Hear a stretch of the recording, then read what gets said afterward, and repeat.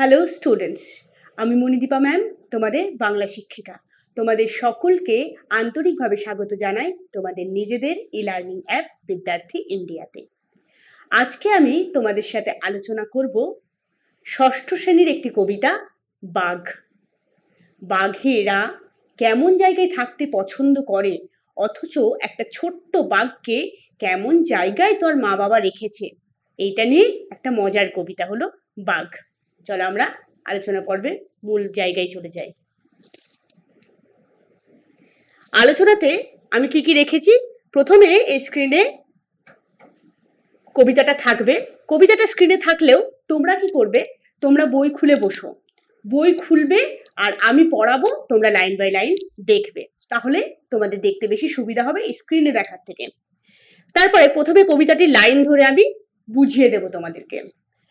তারপরে কবিতাটির বিষয় সংক্ষেপ আবার একটা জায়গায় কম্প্যাক্ট করে আমি লিখেছি, যাতে ওই বিষয় সংক্ষেপটা পড়লে তোমরা ওইটার মধ্যে থেকে ছোট ছোট প্রশ্নের উত্তর নিজেরাই দিতে পারবে এবং কবিতাটা বোঝা আরো বেশি সহজ হয়ে যাবে। শেষে কবিতাটার মধ্যে থেকে কিছু প্রশ্ন উত্তর রেখেছি, প্রশ্নগুলো বলবো, দেখবে কবিতাটা বুঝে গেলে তার প্রশ্নের উত্তরগুলো করা তোমাদের নিজেরাই খুব সহজ হয়ে যাবে, নিজেদের পক্ষেই খুব সহজ হয়ে যাবে। এখানে দেখো একটা ছোট্ট হলুদ রঙের বাঘ আছে। বাঘ সাধারণত এরকমই হয়, এরকম ডোরা কাটা দাগ থাকে বাঘের গায়ে, হলুদ রঙের হয়, কালো ডোরা কাটা থাকে। থাকছে কবিতাটি। কার লেখা কবিতা? নবনীতা দেবসেনের লেখা কবিতা। এক যে ছিল ছোট্ট হলুদ বাঘ, তাদের পাখিরালয় বাসা। পাখিরালয় মানে কি? পাখিদের আলয়, পাখিদের আলয়। এটাকে পাখিরালয় করেছে, পাখিদের আলয়। আলয় মানে কি? আলয় মানে হচ্ছে ঘর, বাসা, পাখিদের ঘর, মানে পাখিদের অভয়ারণ্যকে বলা হয় পাখিরালয়, যেখানে পাখিদেরকে খুব সযত্নে একদম কেয়ার নিয়ে সুন্দর করে রাখা হয়, যে বনে, তাকে বলা হয় পাখিরালয়, অর্থাৎ পাখিদের আলয়, পাখিদের বাসা ওখানে, পাখিদের অভয়ারণ্য ওখানে। সেখানে কি আছে? সেখানে আছে একটা ছোট্ট হলুদ বাঘ। তার মনে জমেছে কেবল রাগ, কেন বনটা কেবল পাখি দিয়েই ঠাসা। যে তার এই ছোট্ট হলুদ বাঘ ভাবছে যে কেন তার সে যেখানে থাকে সেখানে কেন পাখি এত আছে, অন্য পশু কেন নেই। পাখিদের সাথে তো বাঘের একটা মিত্রতার সম্পর্ক হবে না, বন্ধুত্বের সম্পর্ক হবে না, তাহলে সেই কারণে তার মনে খুব রাগ হয়েছে যে কেন আমি যেখানে থাকি সেখানে শুধু পাখিতেই ভর্তি। ঠাসা কথার অর্থ হলো ভর্তি। মা বাবা তার বেছেছেন এই বন, নেই যেখানে ছাগল হরিণ ভেড়া। তার মা বাবা, কার মা বাবা? ছোট্ট হলুদ বাঘটির মা বাবা তাদের থাকার জন্য এই বনটাকে বেছেছেন, যেখানে কোনো ছাগল নেই, হরিণ নেই, ভেড়া নেই। ধরবে বা কি, খাবেই বা কি, কোন ভদ্র বাঘে হেতায় বাঁধে ডেরা। তাহলে ওই ছোট্ট বাঘটা কি ধরবে, কি খাবে, যেখানে কোনো পশুই নেই? পশু শিকার করে খাওয়াটাই তো বাঘের কাজ, কিন্তু সেখানে ছাগল, হরিণ, ভেড়া এইরকম ধরনের কোনো পশুই নেই, শুধু কি আছে? শুধু পাখি আছে। তাহলে সেই পাখিটাকে কি আর ছোট্ট হলুদ বাঘ ধরতে পারে? সেইটা নিয়ে তার মনে খুব রাগ হয়েছে যে তার মা বাবা এমন একটা জায়গায় তাদের বাসা বেঁধেছে যেখানটা শুধু পাখি আর পাখি থাকে, অন্য কোনো পশু থাকে না। কোনো ভদ্র বাঘে এই রকম জায়গায় ডেরা বাঁধতে পারে না, মানে আস্তানা, মানে ঘর বাঁধতে পারে না বলে এই ছোট্ট বাঘটা মনে হয়েছে। বাঘছানা কি ধরতে পারে পাখি? বাঘছানা কি পাখি ধরতে পারে? দেখো এখানে তোমাদের একটা আমি ছবিতে দেখাচ্ছি যে বাঘটা পাখিকে ধরতে পারছে না। কেন পাখিকে ধরতে পারছে না? পাখি তো খুব সহজেই উড়ে যাবে, আর বাঘ কতটাই বা লাফাবে। পাখিরা যত দূরে উঠতে পারবে, যত উঁচুতে উঠতে পারবে, একটা বাঘ তো তত উঁচুতে উঠে। তারপরে আবার এইখানে যে বাঘটার কথা বলা হয়েছে সেই বাঘটা আবার খুব ছোট, অতটা উপরে লাফিয়ে পাখি ধরা তার পক্ষে সম্ভব নয়। বাঘছানা কি ধরতে পারে পাখি? যতই বাড়াক সব বনে সে থাবা, যতই থাবা বাড়াক সে কি আর পাখি ধরতে পারবে? পাখির সঙ্গে পেরে উঠবে নাকি? 1 মিনিটেই আকাশপথে হাওয়া। পাখির সাথে কি পেরে ওঠা সম্ভব? কারণ পাখিরা কি হয়, 1 মিনিটেই আকাশপথে উড়ে একদম উঁচু থেকে উঁচুতে চলে গেল। তাকে কোনো পশুর পক্ষে লাফিয়ে ধরতে যাওয়া সম্ভব নয়। ছোট্ট বাঘের ছোট্ট শরীর যত, লাফিয়ে ওঠে ধরতে পাখির ছানা। ছোট্ট বাঘের শরীরটাও খুব ছোট হবে, সে যতই লাফিয়ে গিয়ে পাখি ধরার চেষ্টা করুক না কেন, পাখিরা সব কিচমিচিয়ে তত উড়ে পালায় ছড়িয়ে দিয়ে ডানা। তখন পাখিরা কি করবে, যতই পাখিদেরকে ওই বাঘটা ধরতে যাবে, পাখিরা কি করে, কিচমিচিয়ে ডানা মেলে উড়ে যায়। আর তাতেই হচ্ছে এই বাঘের রাগ। দেখো এখানেও কিন্তু বাঘটা পাখিটাকে ধরতে পারেনি। ছোট্ট বাঘের বড্ড খিদে পেটে। ছোট্ট বাঘের খুব খিদে পেটে,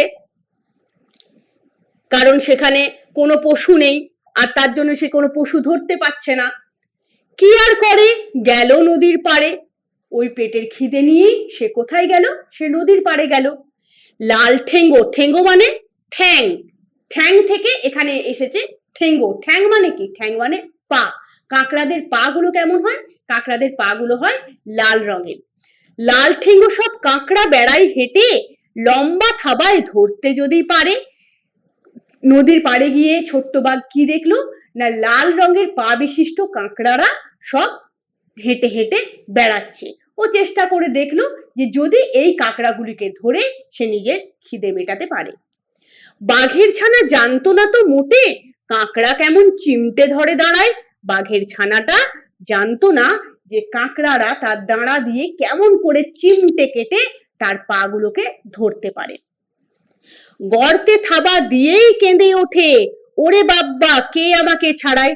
যেই না ওই গর্তের মধ্যে ছোট্ট বাঘ তার ছোট্ট থাবাকে দিয়েছে, অমনি সমস্ত কাঁকড়া এসে থাবাকে একদম জাপটে ধরেছে, তাদের দাঁড়াগুলো দিয়ে একদম কামড়ে ধরেছে। আর সেই কামড়াতে ওরে বাবা কে আমাকে ছাড়ায়, ওরে বাব্বা বলে ছোট্ট বাঘ চিৎকার করেছে যে কেউ এটা ছাড়িয়ে দিক, আমার পাটা এই কাঁকড়াদের খাবল থেকে যেন ছাড়িয়ে দিক। ছোট্ট বাঘের মস্ত হলুদ বাবা। মস্ত হলুদ বাবা মানে বাঘটা ছোট কিন্তু তার বাবা তো অনেক বড়, তাই তাকে মস্ত হলুদ বাবা বলা হয়েছে। কারণ তার বাবারও গায়ের রং হচ্ছে হলুদ, কারণ বাঘদের গায়ের রং হলুদই হয়ে থাকে। আর তার বাবা বাঘটা কিন্তু ছোট্ট বাঘ নয়, সে কিন্তু বেশ বড় সড়ো বিরাট বাঘ। কান্না শুনে দৌড়ে এলেন ঘাটে, বাড়িয়ে দিলেন গোবদা নখের থাবা। গোবদা মানে অনেক বড়। ছোট্ট বাঘের ওই কান্না, ওরে বাবা আমাকে কে ছাড়ায়, এই কান্না শুনে কে এলো ঘাটে, তার বাবা এলো ঘাটে। বাড়িয়ে দিলেন গোবদা নখের থাবা। এবারে বড় বাঘ তাই তার থাবাটাও বড়, সে কি করলো, বড় থাবা বাড়িয়ে দিল। এক থাবড়ায় কাঁকড়া দাঁড়া কাটে। এক থাবড়াতেই কি হলো, কাঁকড়াগুলোর দাঁড়াগুলো কেটে গেল, আর ওই ছোট্ট বাঘের যে থাবাটা ধরেছিল সেই থাবা থেকে কাঁকড়াগুলো পড়ে গেল। খিদে পেটে বাঘের ছানা যখন ধরতে গেল কাদায় মেনি মৎস্য। যখন ছোট্ট বাঘ এবারেও তার কাঁকড়া খেয়েও তার কি হলো, কাঁকড়া সে খেতে পারলো না, তাহলে তার সেই খিদে কিন্তু খিদেই থেকে গেল। প্রথমে সে খেতে পাচ্ছিল না বলে, পাখি ধরতে পারছিল না বলে তার খিদে মিটছিল না। তখন সে কোথায় গেল, নদীর পাড়ে এলো। নদীর পাড়ে এসে সে ভাবলো কাঁকড়া খেয়ে সে তার খিদে মেটাবে, কিন্তু না, সেটাও সম্ভব হলো না। এরপর সে ইয়েতে গিয়ে কাদাতে কি গেল, মাছ ধরতে গেল। বাঘ জননী, জননী মানে কি, মা, বাঘের মা। বাঘের মা কি হবে, বাঘের মা বাঘই হবে।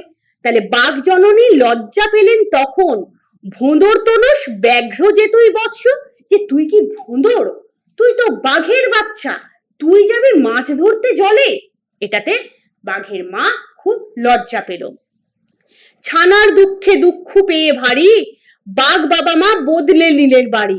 যখন বাবা মা দেখলো যে না, আমার ছানা, আমার বাচ্চা খুব কষ্ট পাচ্ছে, সে পেটের খিদে মেটাতে পারছে না, সে শিকার ধরতে পারছে না, কারণ শিকারের উপযুক্ত কিছুই সেখানে নেই, তাই তারা কি করলো, তখন বাড়িটাই বদলে নিল, মানে ওই পাখিরালয়টা যেখানে তাদের বাসা বেঁধেছিল সেখানটা বদলে নিল। সেই থেকে বাঘ যায় না পাখিরালয়, সেই থেকে বাঘরা আর কখনো পাখিরালয় যায় না, পাখিদের অভয়ারণ্যে যায় না। সবাই মিলে থাকে সজনে খোলায়। সজনে খোলা মানে কি? সজনে খালি। সজনে খালি হচ্ছে একটা ব্যাঘ্রদের অভয়ারণ্য। এই অভয়ারণ্যে বাঘরা থাকে। তাহলে সেখানে বাঘরা আর পাখিরালয়ে না থেকে সজনে খালিতে নিজেদের ডেরা বা আস্তানা বা বাসা বেঁধেছে। এবার দেখি বিষয়বস্তুটা আমি লিখে দিয়েছি, দেখো। কবিতাটা বোঝার পরে এই বিষয়বস্তুটা পড়লে আরো বেশি ভালো করে বুঝতে পেরে যাবে। বনের মধ্যে পাখিরালয়ে একটি ছোট্ট হলুদ বাঘ বাসা বেঁধেছিল, কিন্তু তার মনে খুব রাগ জমেছে। কেন রাগ জমেছে? বললাম তো যে সে পাখি ধরতে পারছে না, তার পেটের খিদে মেটাতে পারছে না। কারণ বনটা শুধুই পাখিতে পরিপূর্ণ। তার মা বাবা এমন জায়গায় বাসা করেছেন যে সেখানে ছাগল, হরিণ, ভেড়া কিছুই নেই। তাহলে ছোট্ট বাঘ খাবে কি? তাই সে মনে মনে খুব রেগে যায়। কোনো ভদ্র বাঘ কি এমন স্থানে ডেরা বাঁধে? সে কিভাবে পাখি ধরবে? যতই সে সর্বনাশে থাবা বাড়াক না কেন, পাখি সে কিছুতেই ধরতে পারবে না। ছোট্ট শরীরে সে যত লাফিয়ে ওঠে পাখি ধরতে চায়, পাখিরা তত কিচিরমিচির করতে করতে ডানা মেলে উড়ে পালায়। সে নদীর তীরে গিয়ে দেখে লাল লাল পায়ের কাঁকড়া হেঁটে বেড়াচ্ছে। তাদের ধরতে সেই ছোট্ট বাঘ গর্তে থাবা ঢোকালো। অমনি কি করলো? অমনি কাঁকড়ারা সবাই মিলে ছোট্ট বাঘের ছোট্ট থাবাকে কামড়ে ধরলো। অমনি কাঁকড়া দাঁড়া দিয়ে পায়ে চিমটি কাটে আর বাঘের ছানাটি যন্ত্রণায় কেঁদে ওঠে। ছোট্ট বাঘের কান্না শুনে তার বাবা মা ছুটে আসে এবং বড় বড় নখের থাবা দিয়ে কাঁকড়ার দাঁড়া কেটে দেয়। এইভাবে কি করলো? ছোট্ট বাঘের বাবা তাকে সেইবার যন্ত্রণা থেকে মুক্তি দিল। খিদের চোটে বাঘের ছানাটি ছোট মাছ ধরতে জলে নামলে বাঘের মা লজ্জা পায়।